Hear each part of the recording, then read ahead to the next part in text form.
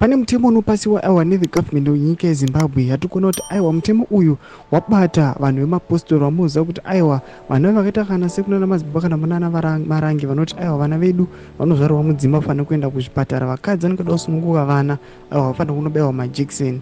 Aiwa taona kuti mutemo uyu aiwa wauya uchibata vanhu ivavo vamoziva kuti aiwa ndo vanhu vanobheka the ruling party, vamoziva kuti mutungamiri wenyika anoenda kunewo ma-religious leaders achinosvika achinoona support yemavotes. Takuona izvezvi aiwa vanhu vaya vakusideline vasandapinda mashoko atiri kuona ari kuenda against their belief. Not about subscribe or like or turn on the bell kuti mina mabuda mikwa mchidzi. The government of Zimbabwe has reintroduced the Medical Service Amendment Bill, which aims to align the Medical Services Act with the Constitution. Originally proposed in May 2022, the bill was halted after Parliament was dissolved in July 2023, but it has now been revived with some changes.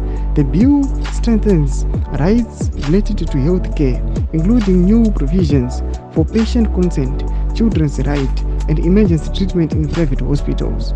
Health professionals will be required to get informed consent from patients before treatment, and parents could face penalties if they block necessary medical care for their children. Tukuna pana pamutemo uyu uye uchibata aiwa vabereki zvinzi aiwa mukasapa vana venyu emergency medical care aiwa munopiwa mapenalties, munokwanisa kana kutosungwa, munochajiwa nekuda kwekusatrita vana. Zvatikuona kuti aiwa yes for the national interest zviri right, but tirikuona kuti the same government iri kuisa mitemo iyoyo aiwa kune vanhu vavanosapota navo vanobhesa navo vakaita aiwa semapostori vamarangi kana masomo zoti aiwa ndokunoenda chinoona support vachinopa aid yakakanga seupfu vanhu vachifara vazoti aiwa ndokunobva mumavhotsi avo. Mutiza mafungiro enyu muri kudii pamusoro pechiitiko chatakuona kuti aiwa yakuya chikata ichiti aiwa hamufaniri kuva nethat belief, vana ngavanobayiwa. Tidze mafungiro enyu pinda comment section medu, subscribe or like and turn on the bell icon.